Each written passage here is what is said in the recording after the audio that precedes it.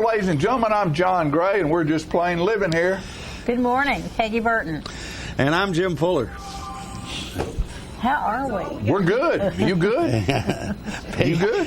What kind of question is that, Peggy? How are we? How are I we? just wondered. Well, Peggy, three you days, seem, three you days seem off. to be fine. Did you have a good Labor Day? Did you labor? I did not labor. Good for you. I did not. I refused to labor. No, I did. I had a nice Labor Day. Did you? I noticed that I saw a picture. I think I saw a picture of your pool with a massive duck or something floating in it. Flamingo. Did you buy your duck?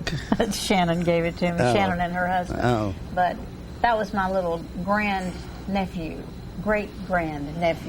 Floating in the flamingo. Floating in the flamingo. It's about a quarter of the size of your pool. It is. It's big. Huge. When I first saw it, it sort of scared me because I woke up one morning and Shannon and Dan had blown it up and put it out in the pool, and it's huge. Yeah. Yeah, it's huge. It's fun. 2 or 3 people can lay up in it. Really? But it's almost time to close it down. It's getting cold. Fuller. That's a little 2 or kinky 3 there. people can lay up in Oh, it. well, whatever. Peggy's got a kinky flamingo out there. That's in her right. pool. That's right. Peggy, do you ever sit around that pool in the evenings and drink wine and then decide you're just going to jump in and that sort of Well, I really don't jump in at night by myself. Oh.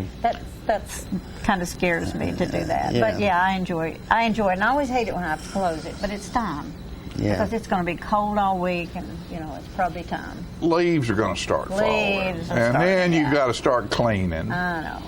No fun. No fun. And No that's fun at all. that's all John and I ever experienced with the pool was having just cleaning it up. was Yeah. having a clean one. I wouldn't care to have one in my house, but A robot is real handy. Oh, that's right. It basically cleans the pool, Yeah, but then I when guess there's I've a got lot of better leaves, ways you got to to do be it. emptying it all the time. Right. But no, it's not such a hard job to keep up a pool if somebody opens it and closes it for you. Anyway, I don't need to be worried about water with Harvey and Irma coming in. That's kind of Yeah, that's weird. another one. There's another one coming Another one, south yeah. right now, isn't there? Oh Irma? my gosh. Is that- Irma, and it'll either go into the Gulf of Mexico or it'll go up the East Coast. either one of y'all know why they named some of them after men and some of them after women? Is there? I've never really known that. Does it go woman, man, woman, man? I know it goes A, B, C, D, E, F, G, H, doesn't it? H. I is Irma. Comes after H. But Yeah. I don't No know why kidding. I didn't know that. Well, they are in alphabetical order as the year progresses. I actually didn't know that or either. something, yeah. I didn't know that either. But as yeah. far as whether it's male or female, I'm not sure who makes that decision. I guess if it's a really bad Depends one. on how it's, much hell they're raising. Well, I kind of like to know that. So if you're paying any attention in the control I'll room, watch, yeah. look that up and find out how they Yeah, decide it's what interesting name to know that. the hurricanes. Did you folks back there hear that, or were y'all playing? They're playing. Look up, find out why some of them are named after male and some named after female. Did they swap them back and forth? What was the last one? Harvey. Since Well, I we know brought Harvey, that up and but didn't know the before answer. Harvey, what was before Harvey? Does anybody remember? Kane Sloan's. Kane Sloan's. Kane Sloan's was before Harvey's. They're not in business anymore. are they? Neither's Harvey's. Yeah, neither's Harvey's. Yeah, okay. Boy, that used to be when we were kids, though, and you'd go downtown Nashville. You go to Harvey's. They had that big time. Harvey's store and Kane They had Sloan's. Those Maybe horses. That's the what horses. I remember, the Yeah. horses. Yeah, It was fun. I mean, that was like going to the big city. yeah. Oh, yeah. And then you go over there in that little alley over there, and there was, if you don't know diamonds, know your jeweler, and if Harold says it's so, Yeah. it's so. Yeah, Harold Shire. And in there was the first time I ever ate a small hamburger like a Crystal. There was a place in there called the TikTok. I Yeah. remember that. And they had these little bitty hamburgers, 2 TikToks, 1 large. And what was the theater you'd go to in a big organ? The Tennessee Theater. Was that the Tennessee Yeah, Theater? The yeah. big organ came up. I thought that was the most exotic thing. And that's I've where ever seen. the seats that are in South Jackson Civic Center came You're from, kidding Tennessee me. Theater. Yeah, 7, 8, 9 years ago, a bunch of us went to Franklin, Tennessee, and we got there about 8 o'clock at night and worked all night in a barn because the guy had bought them and had them stored in a barn, and we loaded them all up in trucks and stuff, and all the bolts that put them together were in coffee cans. Yeah. And there'd been chickens in that barn and everything. Oh my they gosh. were nasty, and we loaded them all up, brought them to Tullahoma, and cleaned them all up, and put them together, and put them in the Civic Center. Oh, that You is a would good think I story, would know John. that. How many years ago was that? Well, it's I must have been asleep at It's the wheel. after they had wooden seats in there, Right. and those seats have been in there ever since then. It was Bob Rhodes and us and all kind. I just can't remember who all was there, but bunches and bunches of folks. I think The folks who were around then that are gone and dead and gone now. Probably Jim Baird. Jim Baird Larry and Baird, all yeah. those folks who were helping to build South Jackson out when we first took it over. I know that Louise Norman and I went somewhere and got curtains, Yeah. but I don't have a clue. I don't remember where we went. So yeah, but those things came out of the Tennessee Yeah. Theater. Those seats did, and that's where that organ would come up out of the floor. Well, I just thought that was exciting to have an organ coming up out of the floor. You know, the wood seats down there were the ones that were there when I was in school. I believe. Right. They'd been there for And years. wasn't that a gymnasium at one time, and then they raised the triangle I of the really floor? have no idea. I heard that was a gymnasium at one time. I don't know, Anyway, because I may that's have not that- part of the that original story may building. be That was wrong, the yeah. that was the first the first part first of the building, add-on yeah. after the original building. I don't What about remember. Tullahoma Wildcats playing a good ball game this past Good game, weekend? they sure and did. Got beat right at the very end, but played Marshall County to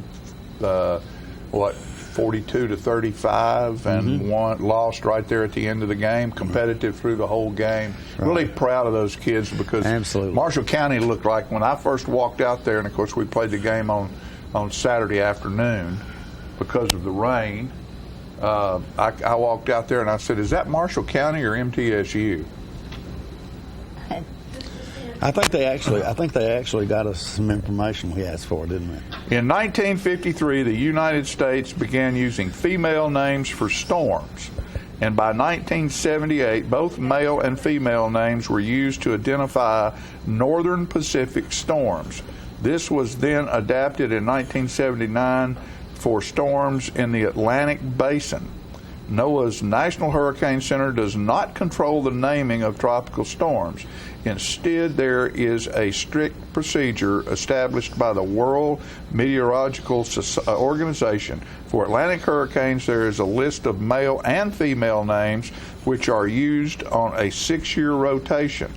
The only time that there is a change is if a storm is so deadly or costly that the future use of its name on a different storm would be inappropriate. In the event that more than 21 named tropical cyclones occur in a season, any additional storms will take the names from the Greek alphabet. The Greek alphabet. There you go. So, did we? I'm gonna have to read that again. Did you catch all Did you that? learn anything? Not exactly. Do we know yet why They still female didn't and tell us then who picks them. By the way, when we ask you about guys in the control room again for information, try to put it in a Could y'all condensed. simplify it Yeah, a little can you bit? simplify it a little bit? We've only got so much time out here on the air. I know. You know. But That was- thank you. But, You're welcome. Yeah, but thank you anyway. You know, so. Oh well. Where were we? I don't know where we were. We were talking You were about talking about Tullahoma High football, I School think. football. Football and UT football. Yeah. UT and- football. What a game that was. Yeah. That was a Last night. really, and really Tennessee something. is fortunate to escape Yeah, that one. Butch is the overtime king. And I'd be a little upset with myself if I were the defensive coordinator and my team Yeah. would just give up 535 yards or whatever it was on the ground rushing. Of course, Georgia Tech's a great rushing. Oh, Lord, yes. football And that team. little quarterback they have is almost unstoppable. And yeah, and I heard someone talking about the other day, and they were talking about Georgia Tech running the triple option, you know, and which has gone by the wayside Yeah. many years ago, and the commentator, whoever he was, said the reason they do that is because Georgia Tech, because of the academic standards at the school, and you know, and they're not as big a school as some of the others, they can only recruit certain kinds of athletes. You know, the pool is nowhere near as big as it is for somebody like Tennessee. Right. So you can. have less talented athletes, or not necessarily less talented, but they don't have to be as bigger, stronger, faster necessarily to be able to run the triple option that Right. they do. So that's the kind of athletes they recruit. They recruit them specifically for that offense. Well, and they keep the ball. Tennessee in the first half didn't have the ball, had the ball less than 8 minutes. Yeah, they did. That's right. Whoa. And what tickled me is they still take the kid on the sidelines. The coach talks into his ear and sends a play in. They run the play in every time instead of using all these things on their sleeve and stuff in their helmets. They're old school. Yeah. And they keep the ball. You can't win a ball game if you're not on the field. Right. And Tennessee's defense was worn absolutely, completely they had to out. be. They had to be. Yeah. So I'm thinking it was New Orleans one time in the Super Bowl, and that's when Peyton Manning was in his prime, and that's how they won the game. They just controlled the ball. Peyton never got on the field much, so right. So yeah, it's hard to use your threat when he's sitting on the bench. yeah.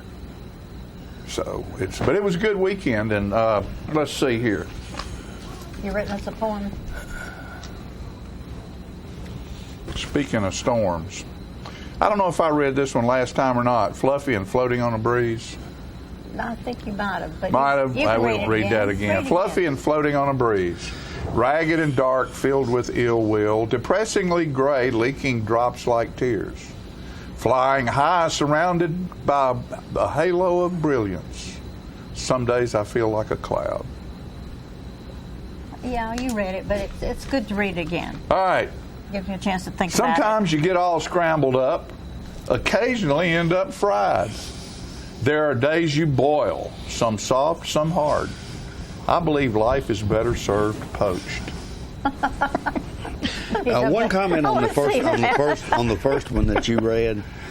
Just so you folks know, I've known John for a very long time, and I can remember a lot of times he thought he was on a cloud and it had nothing to do with the weather. Now, He was just flying really high, right? Yeah, Now, I'm just throwing that in, Dare. So anyway. You wouldn't think that about old John, would you? I think we're supposed to go to commercial. Are we supposed to go to commercial? We're going to take a quick commercial break, and we'll be back with the rest of today's show now that we're through with this useless drivel.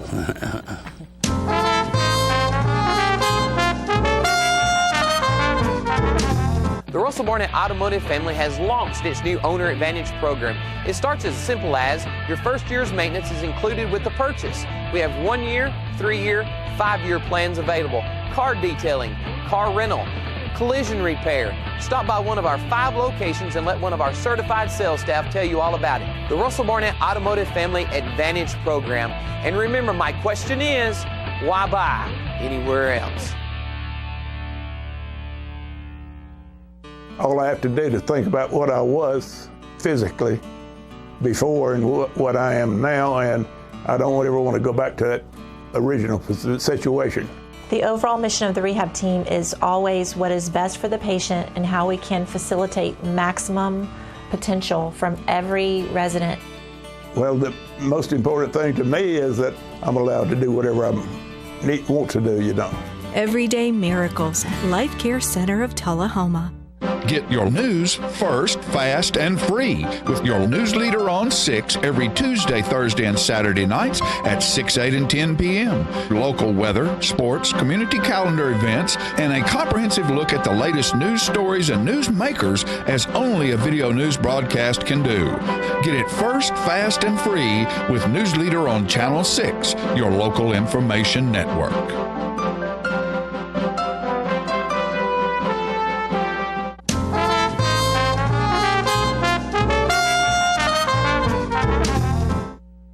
I had the opportunity to run by my friend's business, the Sunshine Shop, and of course I go there all the time to buy tomatoes and cucumbers and corn and all my vegetables I buy there because they're local people and they really have great produce. But they had a superstar stop by, wrestling and not wrestling, but wrestling great Jimmy Valiant was there, and he was born in Tullahoma, Tennessee, and kin to the Lohorn family. He is a Lohorn, as a matter of fact. He's over 70 years old and still wrestling, and it was a great interview with this cat. He is full of energy and just a great guy. Let's go see Jimmy Valiant. We're down at the Sunshine Shop with wrestling legend Jimmy Valiant and his manager, Sergeant Joe here. Captain Joe. And, of course, this lovely lady right here is my buddy down here at the Sunshine Shop. Maria keeps me in tomatoes and cucumbers all year long, and cheese and everything else, butter they sell down here. But what we're going to do right now is we're going to sit down with Jimmy Valiant and find out what all of the special things he's done throughout his history. Born in Tullahoma, right here in Tullahoma, Tennessee. That's right, Jimmy Valiant. Jimmy, just tell us a little bit. You were born right here in Tullahoma, Tennessee. Tell us a little bit about your history. You bet, John. You know, first of all, brother, I'm telling you something. I'm a big fan of Channel 6, man, and your partner, Jerry, man. I just love you too, John. And of course, I appreciate just my third year here back in my hometown. I was born right here, Tullahoma, 1942. You know, and my father were Fannings, and my mother they were Lohorns, and. Man, every time I come home, it's such a welcome. My Uncle David just left, and he's 98 years old. Uncle David Lohorn, and my sister Christine and Louise, and of course all my cousins and aunts and uncles, and you name it, man. You know, my whole family's here, and this is my roots, you know. And I was just 2 years old, and my father, I was a fifth child, and I got four older sisters, and my father in 1944, moved up north like so many southern hard-working men, you know, to raise their family. We came off a farm, and we went far north as we can in Indiana. Hammond, Indiana. We're right on Lake Michigan. You could be downtown's loop of Chicago, John, in just 30 minutes, and it was just something. Man, I was the only Indiana boy, a Hoosier, you know. I was the only Indiana boy raised 3 times on cornbread and biscuits up there in Indiana, man, up north. But yeah. Hey, I'm Southern born, Southern bred, and when I die, I'll be Southern dead, man. Hey, my roots is right here, and I just appreciate Troy and Marie at the Sunshine Shop, John, you know, to offer to come back, and what we're doing is promoting. I'm gonna be at the Gypsy Joe Arena along with Captain Joe on Friday night, tomorrow night, and we're gonna wrestle. I'm still lacing the boots up. I'm 75 years old. God's been so good to me, and I'm going to wrestle with my boy Boogie Boy and the Boogie Woogie Man, and we're going to rock and roll. Woo, bless the Boogie Woogie Man, feel good. I tell my people, all my brothers and sisters, don't you dare miss this one, man. We're going to be falling, squalling, climbing the wall. Old time Jubilee, and this is going to flow like wine. Yeah. All right, now, what got you into the wrestling arena and into the ring originally anyway? How did you get interested in this? Yeah, you know, how I got interested in pro wrestling, I wanted to build my body. You know, my father worked at Ford Motor as a millwright, and I said, Dad, how do you do this? I seen this Atlas course, John, that I'm sure you did when you was a young boy, and all the magazines, and it showed a big bully kicking sand in a 99-pound weakling face, you know, and shoving him, taking his girl, and then he did something about it. He ordered this Atlas course and came back the next year, and he shoved that bully and took the girl back, and he was the He-Man, you know, Dynamic Tension. And I said, Dad, how do they do this? How do you do these muscles? I was only 12 years old, and my dad said, we got some big barbarians at work, and I'm gonna wield a handle on. And before, there was no gyms then, you know, there's no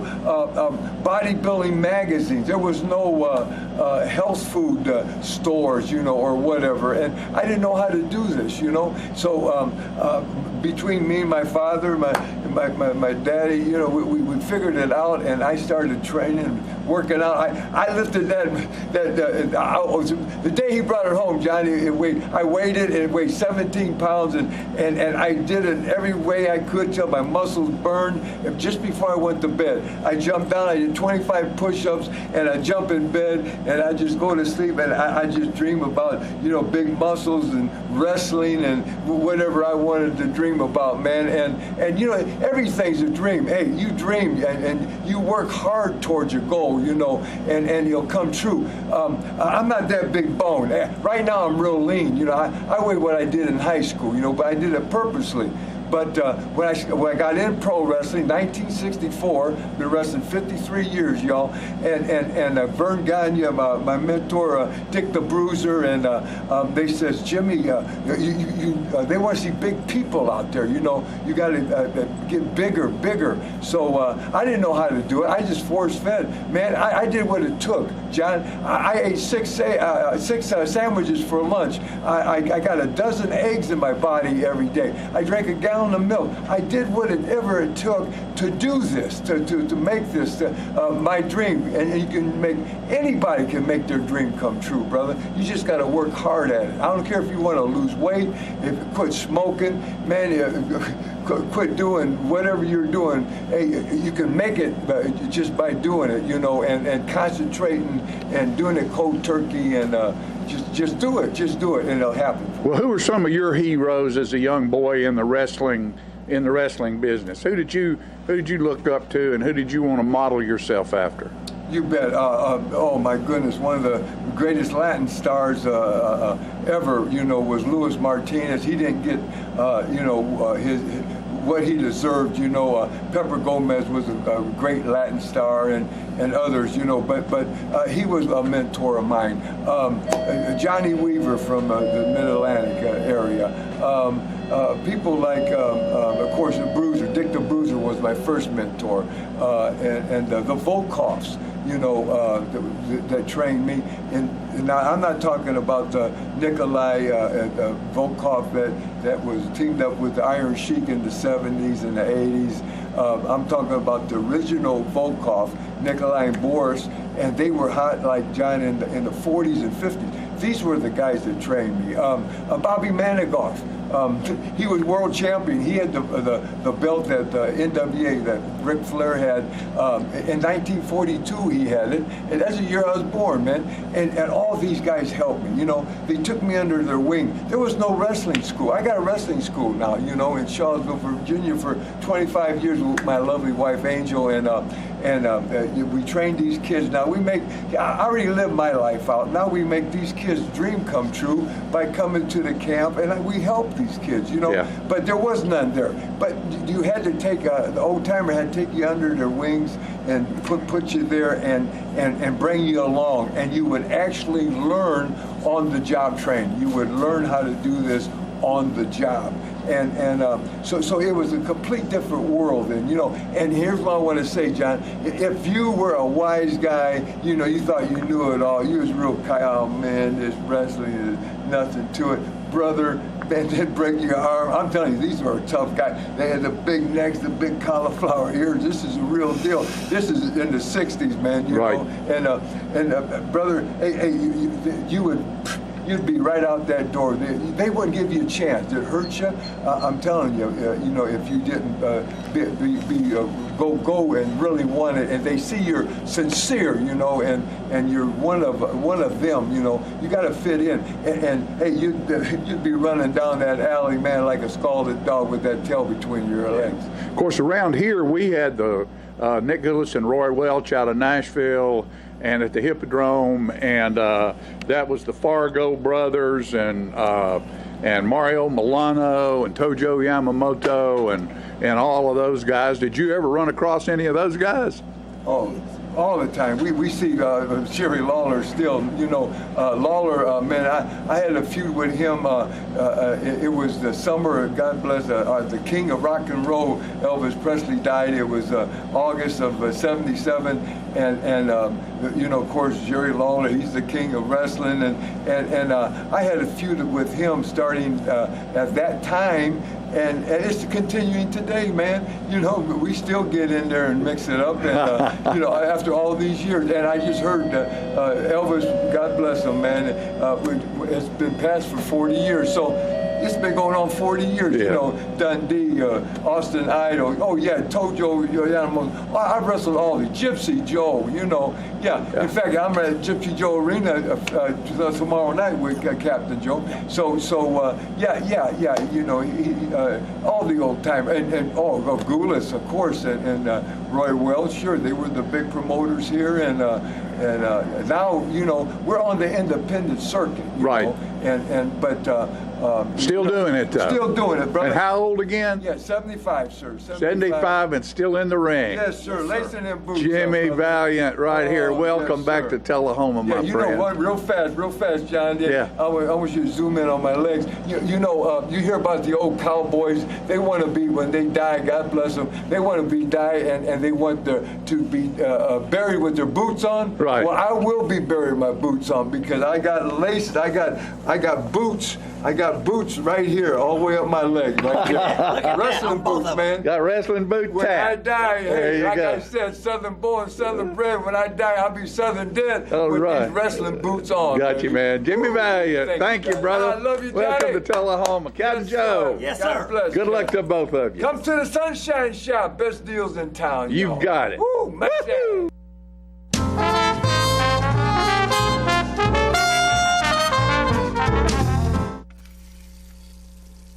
Let me tell you about the toughest guy on earth. He does the work of 2 jobs, but only gets paid for one. He's tough enough to feed the man that gave him a lifetime of nourishment. He has the crazy strength to lift the man that raised him up without even flinching. That's right. No employee of the month bonus check here. This guy, this warrior, will always be by his father's side, even if his dad will hardly remember. Good luck finding a gym to train for that. If this guy isn't the toughest guy on the planet, then I don't know who is. Caregiving is tougher than tough. Find the care guides you need at aarp.org/caregiving. Is this the year you want to get fit? If so, check out just some of the things Tullahoma Parks and Rec has to offer. Kickboxing, aerobics, silver sneakers workouts, swim lessons, boot camp, water aerobics, basketball, Zumba, yoga, pickleball, lap swimming, treadmill, karate. Get fit, Tullahoma, and have some fun with Tullahoma Parks and Rec. When your family suffers the loss of a loved one, the caring and compassionate staff at Tullahoma Funeral Home and Coffee County Funeral Chapel are standing by to assist you in every way possible. We are proud to support local industry and offer only Batesville caskets. Many funeral homes don't own or operate a crematory. We utilize the only crematory in Coffee County. Your loved one never leaves Coffee County.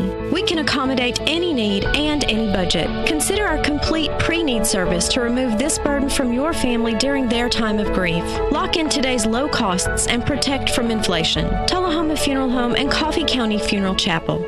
Our family caring for your family.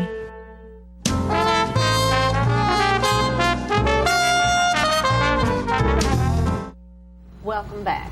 I have with me this morning Kelsey Williams and Cindy Richardson, and they're with the Alzheimer's Walk, which is coming up September 23rd. So Saturday, let's just September talk about it. Okay. It's on Saturday, September 23rd at the South Jackson Civic Center. We're going to have registration from 8 to 9, and then we're going to have an opening ceremony at 9. Do you have coffee and donuts? We will have coffee. Oh, okay. We're working on our food donations right now, but we'll have lots of food there, lots of games. Good. And then the walk itself will probably start around 9:30, and we'll go up to Walgreens, and then we'll head back to South Jackson. It's a wonderful opportunity for people. Do you have people signed up already? Yeah, we have, I think, over 300 people registered great. And right so now. you're still looking for more people to sign up. Absolutely. So what do they do? Yeah, so people can register online, alz.org/walk. You just put in your zip code and it'll bring up the walks in the area that are closest to you. it'll bring up the 4 closest walks. So putting in the zip code for Tullahoma will bring up our walk here in Tullahoma on the 23rd. And then there's just an area that says register, and people can register as an individual or they can register as a team. We encourage people. And can they register whether they've signed up or not? Can they just show up that day? Absolutely, yeah. We'll have registration that morning. It's free to register. It's free to participate with us. We encourage people to fundraise. To move the cause forward to help fund research. I know when we were talking about in teams. People sign up in teams, and it's kind of fun to walk with your friends, so those friends get together and try to raise money. Absolutely. So what are some of the ways, Cindy, that people raise money? There are lots of different ways to fundraise. People can do bake sales, car wash. We have one team this year that's already done a spaghetti supper that was a huge success. Oh, that's a cool idea. They've actually done a car show before that's done really good. I usually do an annual pancake breakfast that always does really well. And where do you do that? At College Street Baptist Church, which is my team that I have. We do it there. There's lots of different ways people can get really creative sometimes with their fundraising. We have some tools that they can sell and fundraise that way. Yeah. Lots of different. So if somebody's interested in forming a team and wants more information than they actually have, who do they call? Yeah, so we have our 24/7 helpline, which is 1-800-272-3900. And during local business hours, it will roll people into our Middle Tennessee office. And then, if they say, hey, I'm interested in learning more about the walk that's in Tullahoma, they'll be connected with me and I can tell them more about that. Yeah. People can also reach out to me over email, kewilliams@alz.org. Happy to answer any questions that people have. My contact information is also listed on our walk website. So when people put in, So that information right there that's on the screen now, if you'll write that down, because I know it's hard to remember all these things that you're rattling off, but that will get you right to the answer. Yes, it which absolutely is, will. I think, pretty important. I think that it interests me because my mother had Alzheimer's. Is how does the walk help all these people? What are some of the programs that take place because of it? So we have 4 walks in our Middle Tennessee area. We have this one here in Tullahoma. We have one in Clarksville. We have one in Rutherford County, and then we have one in Nashville. And all those do Middle Tennessee. All of these walks serve the Middle Tennessee area. So the money that we raise in these 4 walks serve the 30-plus counties in Middle Tennessee that we do programs in. We have free educational programs that we can come into businesses or churches or, So if you're a person out there and you want somebody to come and speak on Alzheimer's, we you do can that. call this number and someone will come to your area, your group, whatever it is. And we do that for free. And you can ask questions. And it is a great program because I know we certainly had many questions. Yeah. You have at least this is from my experience, you have a tendency at first when a person has Alzheimer's, you don't really realize they have it. You just think they're obstinate and they're just being hateful. They're just not cooperating. But then when you get educated, you find out that they can't help it. Yeah. What they're doing, they can't help it. And do you all know some of the ways that you should treat an Alzheimer's patient? What are some of the things to do? One of the things that we talk about in communication strategies is meeting people where they are. If someone is, has been moved to an assisted living facility, and they're like, I want to go home, I want to, or whatever it is, they're saying that they're unhappy in that moment, rather than it's not forever. It's just that moment. It's not forever, but rather than saying, no, this is where you live now, and you're trying to reason with them, but that's not really what they need in that moment. You can't reason. You say, you know what? We're just going to finish this game of bingo, and we're going home. When we're done, we're going to go home. Yeah, and I've then, done that. Unfortunately, because of the way that their memory works, they're not going to remember that you said they'll that. They'll forget it. But if they do, what I did was I'd put my mother in the car and we'd drive around for about half an hour, and I'd say, okay, now we're home. And she would be perfectly happy because she thought we had gone home. Yep. And sounds simple once you learn. Yeah, that kindness is really important. You learn to be very flexible. You learn to be very flexible, very kind, and almost like sometimes I put it in the category of dealing with a very small child. Being just kind and repeat things if you have to, or change the subject, which is often, in my case, seem to work well. Yeah. But I appreciate what you're doing. What got you interested in this subject? Yeah, so my grandmother passed away almost a year ago from Alzheimer's, and I've been at the association now about 11 months, and it just kind of was the perfect opportunity. I was looking for a position in this Middle Tennessee area that was, doing some good, that was moving something I was passionate about forward. This opportunity came up with the Alzheimer's Association, and I was like, this is too good to be, like, this is something that just affected my family. My grandmother just passed away from this. I'm passionate about moving this cause forward, raising money, hoping to find a cure, to find that or first to make it survivor. easier, make it better. I know that we have, what is the house, the care center where people can take an Alzheimer's patient to spend the day? Trinity Care Center. Trinity Care. I don't know why my Wonderful brain place wouldn't bring here in that Tullahoma. up. That is a great place because Yes. sometimes a caretaker is just so worn out, and the fact that they can take their loved one to a center like Trinity Care Center, they get a break for that day, and then the person usually comes home and they're tired and they sleep, and it's just a great opportunity. Absolutely. And does any of this money go to Trinity So Care not Center to Trinity. or directly? Trinity, I'm pretty sure, is actually a team with us this year. Good. And so their staff are joining us in this fight to good. end Alzheimer's and partner with us, because it's a very natural partnership. A lot of these senior living facilities, people that are working with Alzheimer's day to day, partnering with us in the walk, because we all have the same vision, and that vision's a world It's just without Alzheimer's. Which would be lovely. Which would be lovely. And I noticed the title, Join the Fight for Alzheimer's First Survivor. Survivors. Where did that come from? Yeah, so Do so one of the things that we do on our walk morning is we have something called a promise garden ceremony, where people each, when they arrive and they register and they, if they've raised $100, they get their t-shirt. They'll also go pick up a flower, a promise garden flower, and we have different colors that represent your connection to the disease. So my color is purple, and Cindy's color is also purple because we've lost loved You've ones. lost a loved one to A blue Alzheimer's. flower is someone that has Alzheimer's. And then we now have this concept of, the first survivor of Alzheimer's. We're going to have a really pretty moment. I am so glad you all came. Our time is up, but registration 8 o'clock on September 23rd, ceremony at 9 a.m. And raise all the money you can. And if you need information, please jot down those that website and that phone number. And thank you. It's Of so course. nice to Thank meet you you, so much Kelsey for and Cindy. having us. Great to have you Thank back. you. We'll be back with more.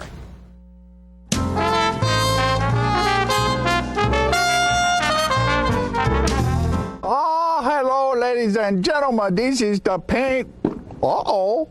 I just knocked a tree over. This is the paint doctor. I got the color wheel. Now, you know what a color wheel is? It is the wheel at the paint works where you pick all your colors to paint your room. It could be a multicolored beard. It could be a underarm fan. You never can tell. One thing we do know is that it's time to paint. You can make your wife very happy if you go to your house and paint some rooms, or you paint the outside of the house, the inside of the house. It makes them feel very good because you work hard for them and they like that. All women like to see their man sweat. They do. Honeydew is what they do. And you get to do it too. So you go to the paint works at 1960 North Washington Street and you see David Heikkinen over there, and he's the real paint doctor. He fix you up with color. It's so nice when the color is right. Go to Paintworks today. Martin Senor. See? Martin Senor. Right there. Martin Senor at the Paintworks. Bye, and we see you next time. I'm burning up. You know what, guys? There's a lot of tree branches and dry brush over here. We should probably move the bonfire over there.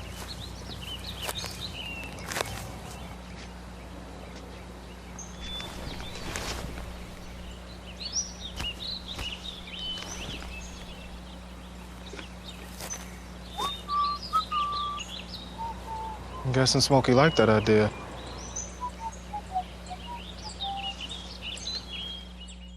Okay, so What would you bring to my company? What do you need? I need problem-solving skills. I got through high school without a car, a phone, or a computer. No college degree, though. Not yet, but life's taught me a lot, and I'm ready for more. Well, you're not the typical kind of candidate that I hire. But you are exactly what I'm looking for. Your company could be missing out on the candidates it needs most. Learn how to find a great pool of untapped talent at gradsoflife.org.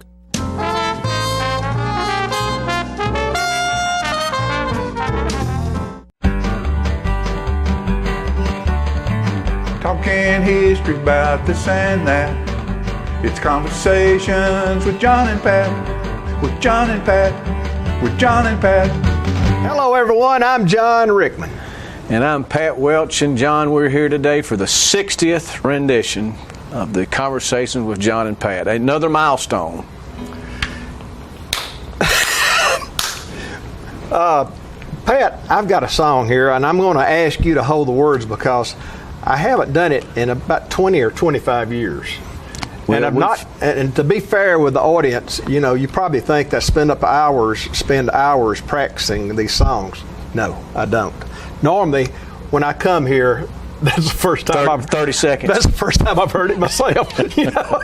Well, we've had one time, John, where we had to quit midstream. I've done that. And this will prevent that from happening again. I've done that. All right. That would have been about rendition about 28. I did this with George Ower it might have been at Cherokee Plaza. I think that's the name of the plaza over there, or the mall plaza, you know, parking lot. Well, did this years ago. George and I are kind of on the same wavelength. That's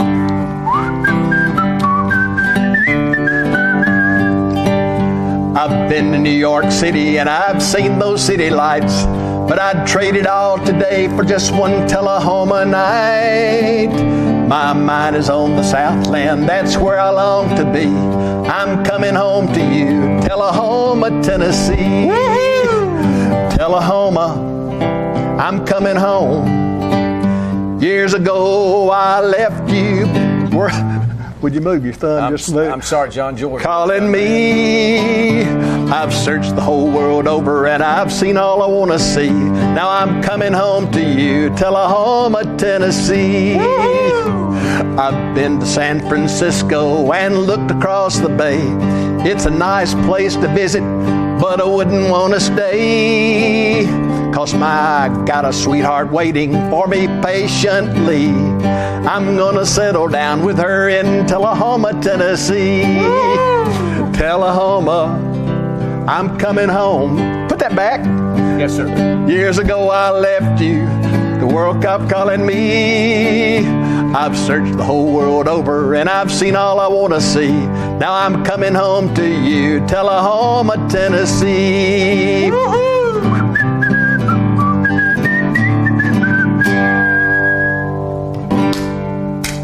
What a song. John, with the exception of that one thumb misplacement, I didn't do bad. Oh, man, this is going to be a good segment. The song is so-so, you know. The subject matter is wonderful because Tullahoma is a wonderful place, but the song is just so-so. Not very fitting. I thought the performance of it was outstanding. Well, I'd need to practice for many, many minutes. But I want to let the folks know that I went to, what day was that, Pat? Sunday night? The 27th of August on Sunday.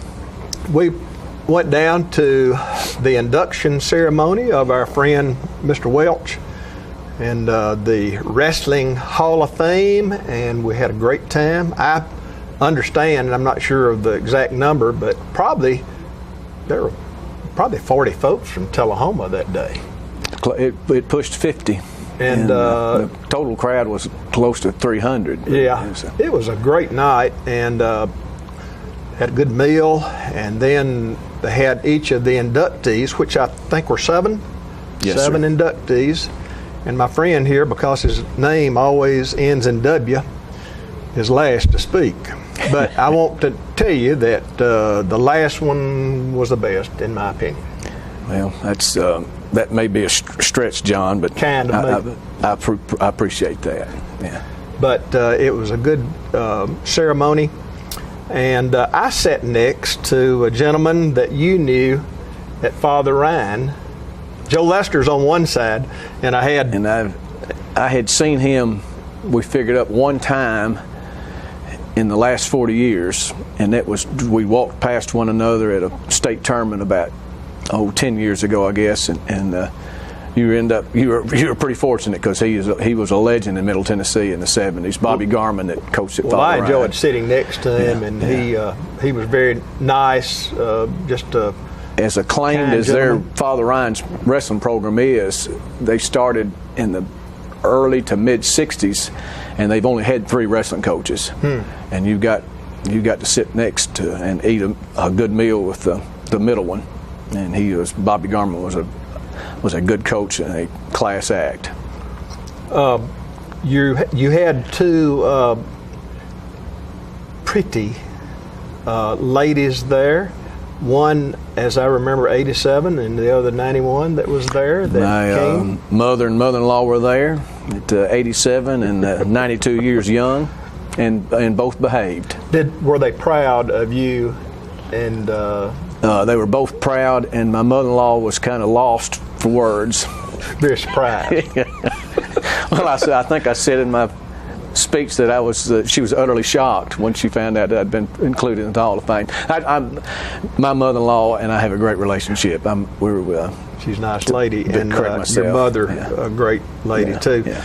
You started wrestling, your wrestling coaching at BGA. BGA. And tell a little bit about that. Well, I really certainly didn't attend that, and didn't in high school.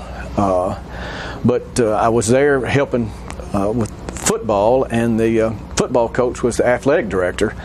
And we lost our head coach, and he decided that I was going to be the wrestling coach. So I didn't apply for the job, and I didn't ask for the job, and I didn't want the job, but I was told I had the job. And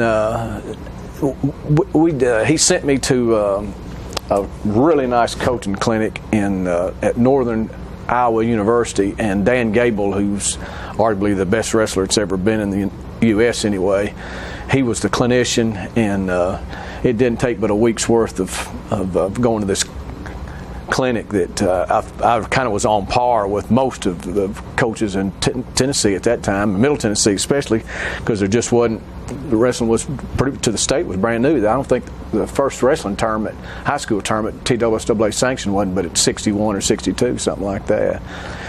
And but I left BGA and came to work in Tullahoma at the Builder's Supply, and I had great visions of my children, at least the sons that I might have, would end up being 6'1", 220, and could run 4.5 40s, and would be magnificent football players. But the first time we took the first one to the pediatrician, he did not appear anywhere on the growth chart. He didn't make the second percentile. In fact, he was a 0.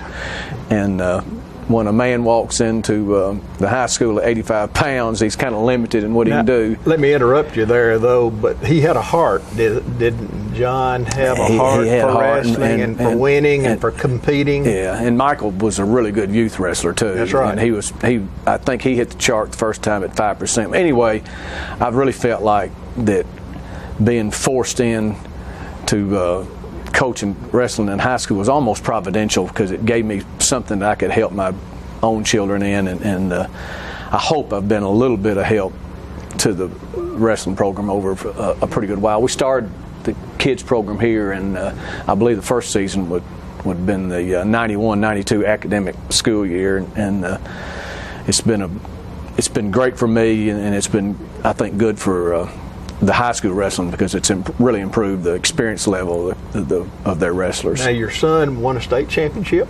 He won a state championship John, in 2000. And Mike, both young men were great track people. Good distance runners. I always think of John. And you were a good distance coach, John. Well, I don't know about that, but I had him in track over at East Middle, and he was determined to break the track record. Yeah. We had 2 track records. One was a 5-year interval, and the other one was, that's been forever. He didn't want the 5-year interval. He wanted forever. He No, wanted that there's- one, and he trained, and the little guy wasn't near the size of the one who held the record previously, but he beat that record. I remember the day when it happened. Not sure of the date, but it was tremendous, his desire, and he had people calling out time to make sure each lap was sufficient. He had great timing and feel for how fast he was running, and of course he was so small, he wasn't real. His sprinting ability wasn't really good, but he ran. Well, it was 5:04, I believe, mile. Of the 4 laps, the fastest was his last lap, and his slowest was the 3rd. I believe that's right. And they were off by 2 seconds. The fastest to the slowest was off 2 seconds, that's pretty incredible sense To of talk pace. about another young man who was an excellent wrestler at the high school, Matt Sweeten. You coached him early. I saw his mom and daddy the other night, and tell me about Matt. He, when we first got started, there was a guy in town named Ken Hagan, who had an ultrasound medical business, and he had a son he wanted to get wrestling, and somehow he found out, I still don't know how he found out that I had been at BGA for a while, but he knew that I'd been there and that I had a son about his son's age. And so he said that he was going to take him to, I believe, the parochial school in Winchester, and they were going to practice on gymnastics mats. And it was going to be real low-key, that kind of thing, And he said, do you know of anybody else that would be about their age that we could take over there? And I said, well, I don't know what kind of wrestler you know, but I know a bulldog for sure, and that was Matt. And the first time I saw him in practice, he was just really had an innate God-given talent to follow motion, and if you drop Matt from a 10-foot ceiling, and he'd land in an absolute perfect wrestling position. If you drop John from that when he first got started, it probably wasn't a very good position. One could learn over repetition, and the other one he just had it. But Matt was a really tough guy, and he's there's not many 3-time state champions in Tennessee, and he's one of them. And there's very few in Middle Tennessee below Nashville. In fact, he may be the only one. And we've left out many good wrestlers in this converstion, and we know that those young men need to be recognized too. And this is your coach that you had as a youth, you pointed out something I need to add too, then, because we've had 2 other state champions that grew up in the kids program, at least for a while, and that was Brandon Bruner, who won at 103. Maybe 08, 09, something like that. I can't remember exactly when. And then Cody Quick was wrestled at 215, and he won his state finals with a pretty early pin. He was extremely dominant, where most of those other 3 were fairly small. Cody was big and could really move. Well, we're going to have to move along and finish this segment up, but we want you to know, Pat, shake my hand, Thank buddy. you, John, and let's see that picture of my friend shaking my hand that we had just been presented these green jackets. Somebody asked, are they close in prestige to the green jackets? And the answer to that is an overwhelming no. But I was very appreciative of John being there. And I see Mr. Green in the background. Mr. Green was in there. the background, and I think Al Morris, our high school coach, that's his back in the green shirt there. Well, God bless you, Pat. Appreciate all your hard work. Thank you, John. We shall return for segment 61 if management will allow. And management was clapping. Thank you all. Talking history about this and that. It's conversations with John and Pat. With John and Pat. With John and Pat.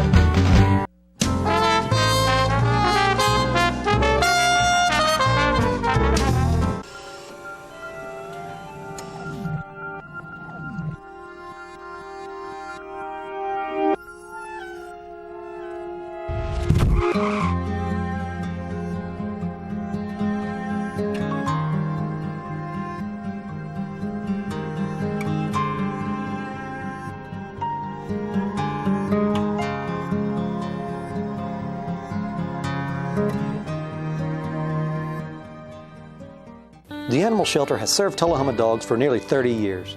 Now, you can help us build a bigger and better no-kill shelter.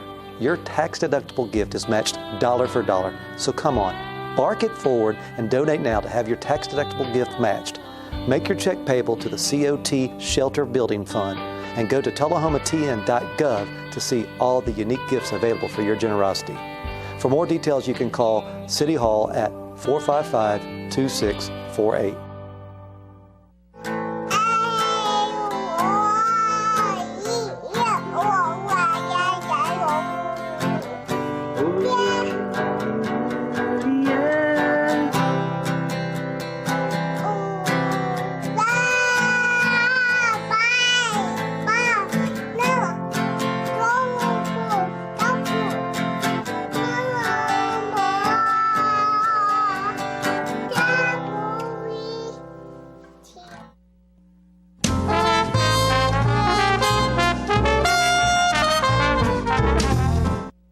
All right, we just got through watching John and Pat, and one of the stars of John and Pat would be Pat.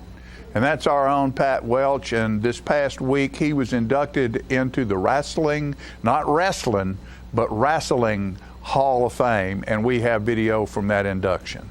Out of Tullahoma for some unknown reason. The reason is Pat Welch. He started the kids program there, which, as we've all seen tonight, is just instrumental in building up a program in an area.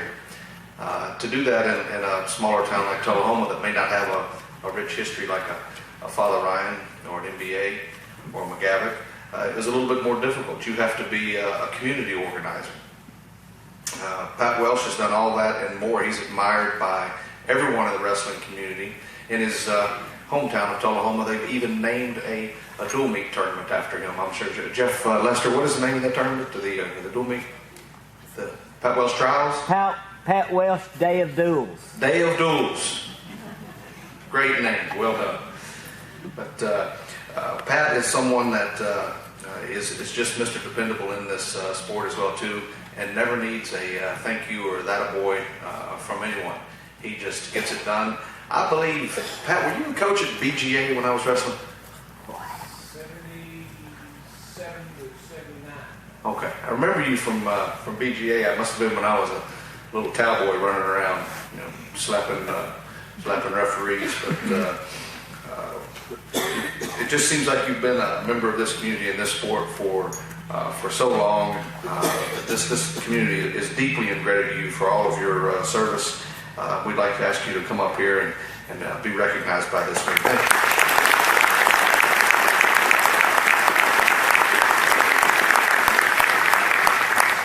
PA, do you mind if I stick to that 5 to 6 minute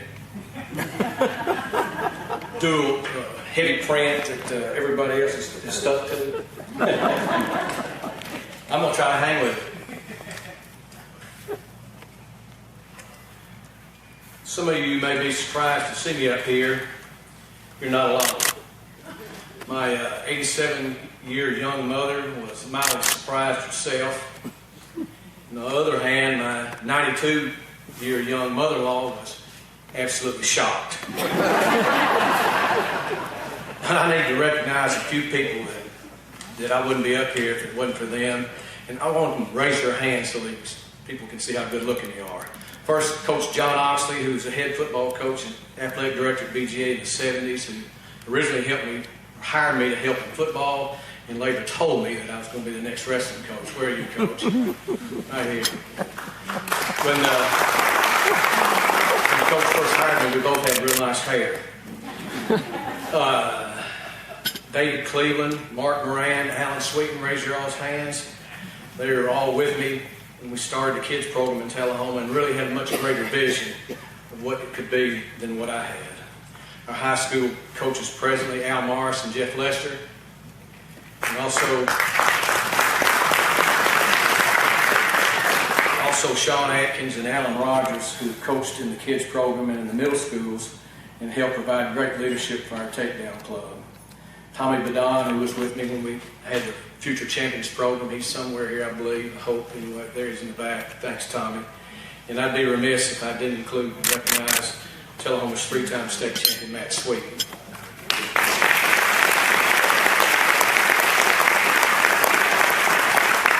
Scott, do you remember how much you weighed when you were a freshman in high school? Tell me. 205. When my son John entered high school at Tullahoma, he weighed 85. Yet at both state tournaments, at the conclusion of their senior year, they stood on the same podium and wore the same state champion medals at 103 and heavyweight. What other sport provides the same opportunity for such body types, different body types? But the best part of sport is not the opportunity, it's the possibility of positive influence. To illustrate, let me set the scene. We're in a jam-packed gym in Nashville. It may have been Old West High School, but it was the high school Middle Tennessee Regional Finals. The same differences or geographic areas that my friend Chuck was talking about. It's 1978. Bell-bottom pants, flowered shirts, disco. I'm 24 years old and I'm the first year head coach at BGA.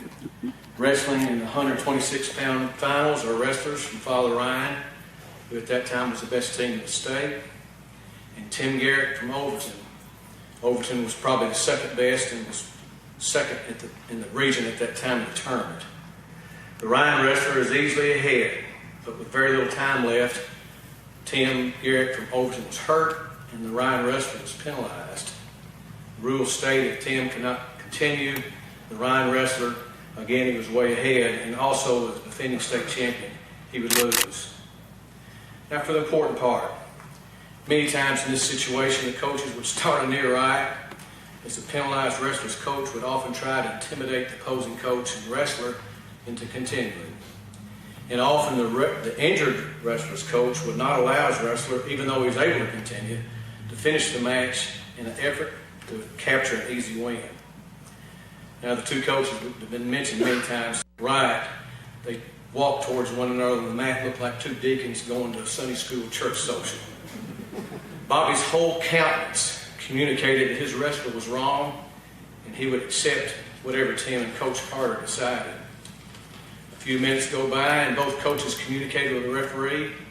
Tim was able to get to the mat and get in the down position. Ryan wrestler started up top and immediately let him up. And they waltzed around for about 10 seconds and the match concluded. Tim was not further injured and the Ryan wrestler secured the victory. Not everyone in the gym understood what happened that night, but I did. And as I drove back to Franklin, I continued to ask myself, could I have done the same in that pressure situation? And as I arrived at my driveway, when I got out of my car, I finally admitted to myself, honestly, no. But I pledged then and there that I would conduct myself from that time forward with the same dignity, class, and principle that those two men exhibited. I fail that pledge often, but I want everyone to know that I'm still influenced by their conduct 40 years ago this February. And I only hope and pray that I've influenced some young person, just one, over the past 40 years the same way they influenced me. Let me get to the end here. Let me finish by saying that when PA called me to tell me that I'd been nominated for this induction, I spent several weeks in what I might term as self-absorbed, selfish blubbering, believing that the whole time that this is the most undeserved aspect of my life. But I've slapped back to reality and realized there's two aspects of my life that are even more undeserved. First is the love of my family, especially my wife Beth. And second, and more importantly, is the gracious grace that our Creator offers daily, both to me and to each of you. God bless you all.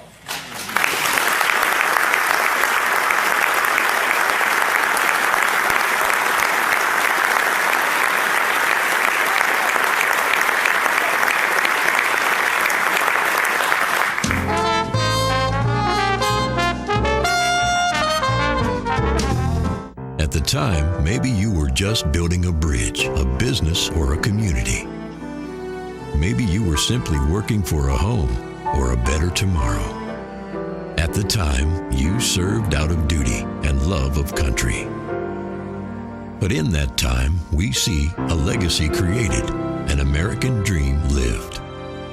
The rehab team at Life Care Center of Tullahoma is ready to help you live well. There's no place like home. Getting home safely is just a click away, and choosing the right seat for your little one's age and size will take you down the road to safer travels. How can I ever thank you enough? Visit safercar.gov/the-right seat. I'm meteorologist Leland Statham from the News Channel 5 Weather Center. Look to Jim Fuller and crew for local news night here on Channel 6.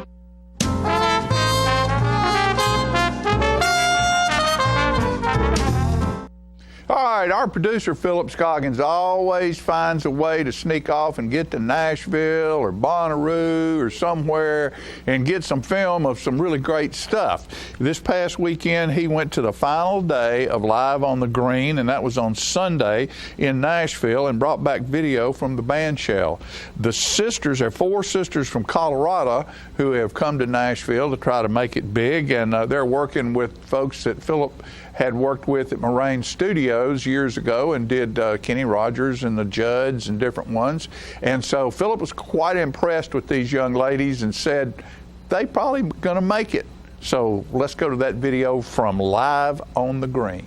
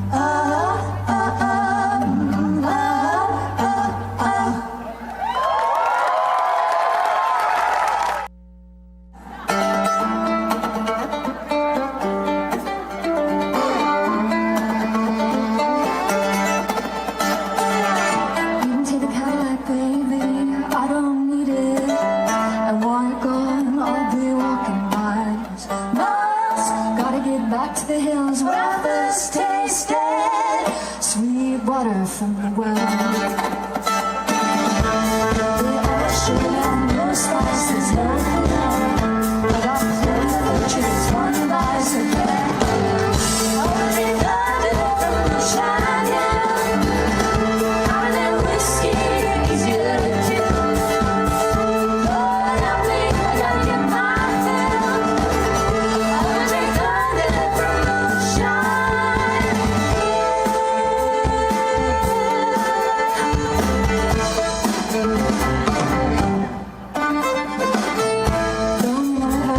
Sink or swim. Well, I was baptized in Dr. Jim. Mama raised me to always pray and take your medicine at the end of the day. The ocean and no spices, no bread. Got plenty of riches, one nice I can't get. Only thunder from the shine. Hotter than whiskey, easier to kill. Lord help me, I gotta get my fill. I wanna drink thunder from the shine. I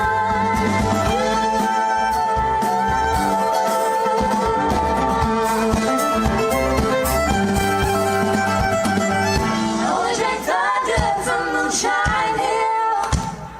Hotter than whiskey, easier to kill. All right. Lord help me, I gotta get my fill. I wanna drink thunder from Moonshine. I wanna drink thunder from Moonshine Hill. Hotter than whiskey, easier to kill. Lord help me, I gotta get my fill. I wanna drink thunder from Moonshine.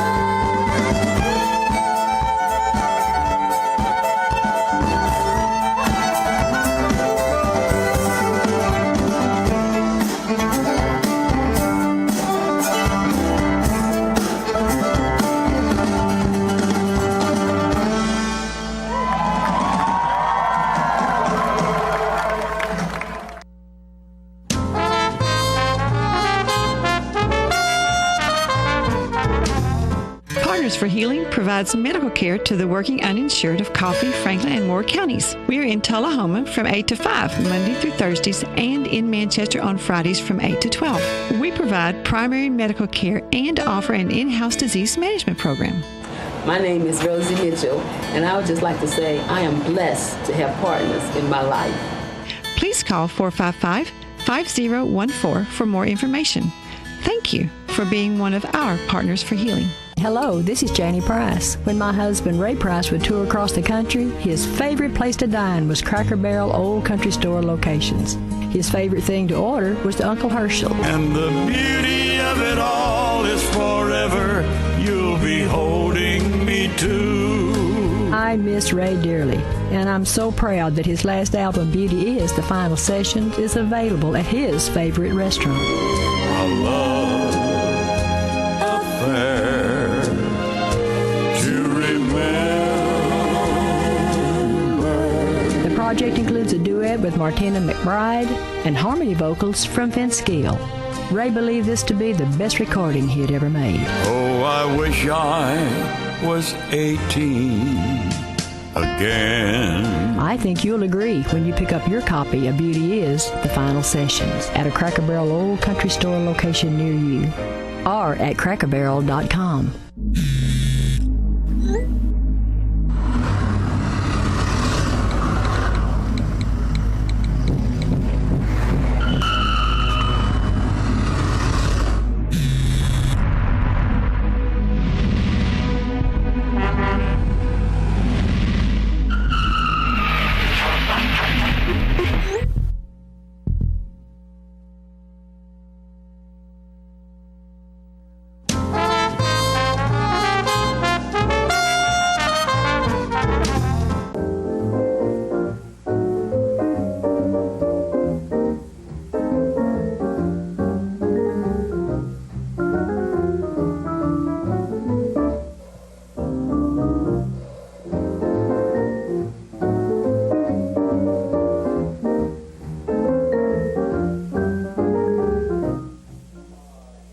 Why, good morning there. Thanks, John. Good to see everybody. You and TV Land, we're glad that y'all are seeing us too. Thank you, camera ladies. Good to see y'all. Couldn't do it without y'all. And hello, Dot, and hello, Justine, and hello, all our good viewers and listeners that have said they like this segment of the show. We'd love to share it with you. Let me ask you to go back in time, not too far back, but about 1940.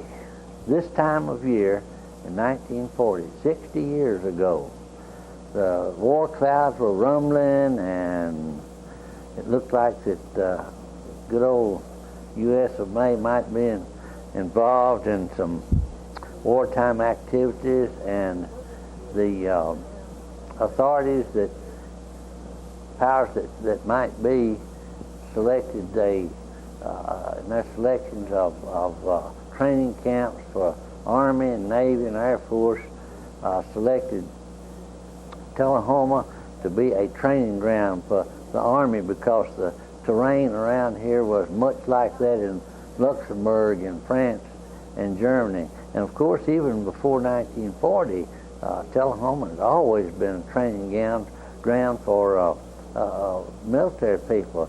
Like in 1926, Governor Austin Peay established a National Guard training center in East Tullahoma, where the Tennessee National Guard came every Sunday every summer for 2-week training from all over the state, and they trained at Camp Peay. Most of it was infantry, but even before that, from January of 1863 to July of 1863, General Braxton Bragg had some 25,000 troops in Tullahoma and Manchester and Sheville, having retreated from the Battle of Stones River in Murfreesboro.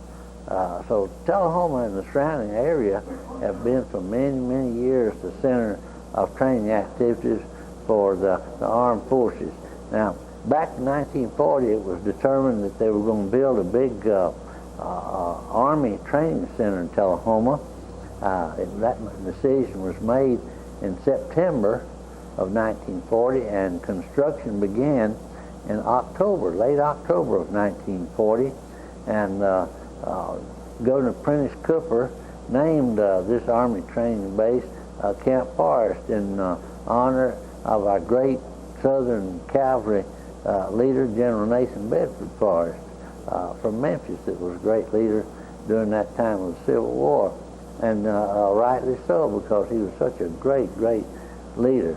And Tullahoma, a sleepy little town of 3,000 to 3,500 people in September of 1940, grew almost overnight to 15,000 to 20,000. The workers came in from all over the southeastern United States seeking jobs for the construction of the camp.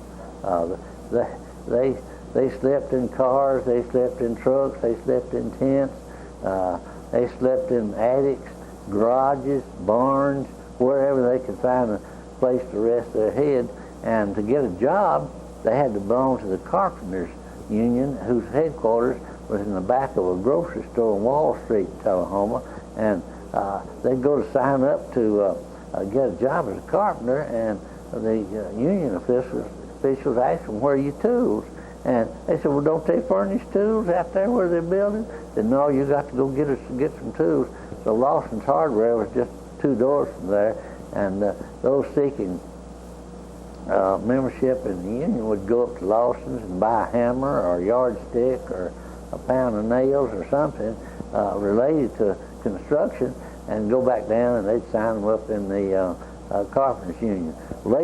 All those construction workers and truck drivers and lumber people worked around the clock for months and months and months. That winter was one of the worst winters that was ever took place in this area. It was either mud one day or dust the next. It was just horrible. But they've got gravel to try to lay some roads out there where they could get to the construction site. And those big old international dump trucks got gravel from the quarry at Normandy and Lynchburg and Hillsboro. And again, they work around the clock to get that material down there. Well, the first troops moved in late February of 1941. The 181st and 191st Field Artillery moved in, and they were from Middle Tennessee. And then in March, the Illinois National Guard was federalized, the 33rd Division, and they moved in March of 1941, some 25,000 of them. And they went on maneuvers, and the picture that you see now is Gate 1. I made this picture in 1941, and it's straight now, I think. I hope. Can you see it? I hope you can.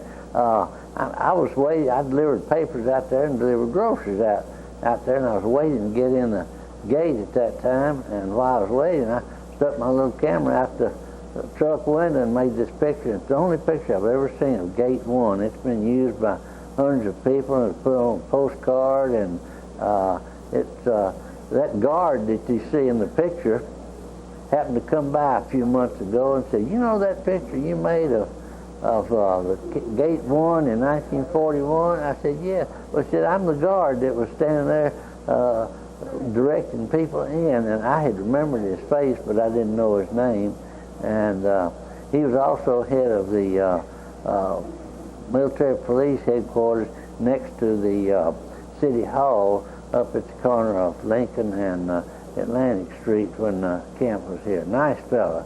And people come every month or so to visit or show their grandchildren where Daddy served and our granddaddy served his basic training at Camp Parsons. A very interesting place. It existed from 1941 when it was built until 1946 when they raised it, and you can only see footings and foundations of some of the buildings out there now. But it was a great place, and we really enjoyed meeting a lot of nice people from all over the country. One lady came by a year or so ago and said, "Do you remember where the hospital was?" I said, "Yes." And she said, "Well, my father was in the 168th Field Artillery from Colorado, and my mother was expecting me, and he brought her with him when they came to Camp Forest, and I was the first baby born at the hospital there at Camp Forest." Very attractive lady. She said if they ever have a reunion or a gathering, I'd love to come and be part of it. But we made a lot of friends through the years, and it's been real fun. Would you believe that when Camp Forest was announced, there were 2 taxi cabs in Tullahoma and Manchester combined, and at the height of the camp there were 886 taxi cabs in Coffee County, and they stayed busy all the time. The troops got out on Friday afternoon at 4 o'clock for a weekend and had to be back on the base by midnight Sunday night. And you can imagine when those special trains came in and brought them back, what a fight it was for a taxi cab. But it was a whole lot of fun, and there was a patriotism and Americanism, a loyalty, and a cooperative effort because of wartime that we haven't seen since then. And everybody enjoyed it and cooperated for the war effort. And let me tell you, there's a whole lot more to come. This is not the end of the story, and I'll be looking forward to sharing some more with you. And until then, you have a good day.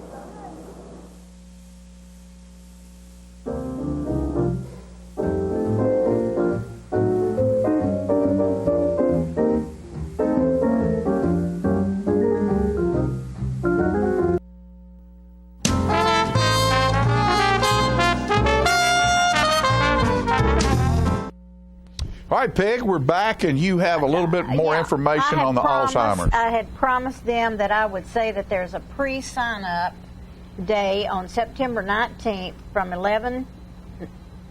1 till 2, and then from 4 to 6. I hope I have that right. Maybe it's 11 till 2. I think it's 11 till 2 and 4 to 6. And it's in the parking lot where Blood Assurance is and Walgreens. anyway, you can go and sign up for the Alzheimer's Walk, which is taking place on September 23rd. And if you have raised $100, you get a T-shirt. Whatever. You get to register early. You get fundraising supplies, and you can drop off your money there. Anyway, it sounds like a nice thing to do. That's right. Because if you go early, then you're already signed up and you don't have to worry about it. That's right. That's September 19th in the Walgreen and Blood Assurance. And Friday night, Tullahoma plays Winchester. The tailgate will be directly after school over at Fraser McEwen Park. Fill the seats. This is our third rivalry game. We've won the other two. We'd like to win this one. So we'll see you next time. See you at football time, Tullahoma.